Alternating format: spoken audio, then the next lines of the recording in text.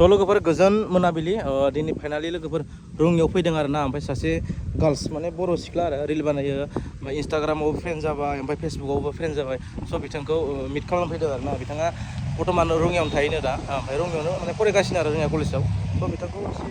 लोगोफोर दिनै नोंथांमोन एसे हायोबा देखायनोसै आरो ना स' बिथाङा लाजिखाया अबसे इउटुबारखा दा फाइनालि नै आं दा बहा दं होनबा नै रङिया लोगोफोर रङिया ना पुरा भिउ आरो ना रङिया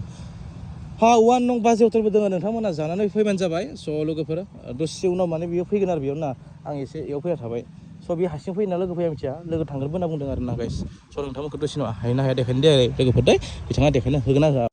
स' लोगोफोर फैमारबाय बेस्राया ओमफ्राय दा लाजिदों बहा जिरायनो दालाय वा मेदामानो स' लोगोफोर सोब कापल लानानै स' लोगोफोर गाज्रि मोनदों आरो ना बेयो आंनि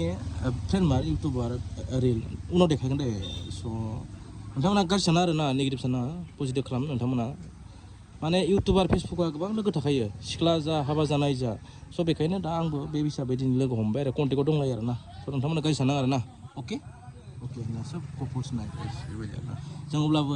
फ्रेन्ड हिसाबसो फैदों आरो ना दा बे बुंदों भिडिअ देखायथ'ना लाजियो होनना बुंदों आरो दा उनाव देखायसै आरो ना अके बाय बाय टाटा ना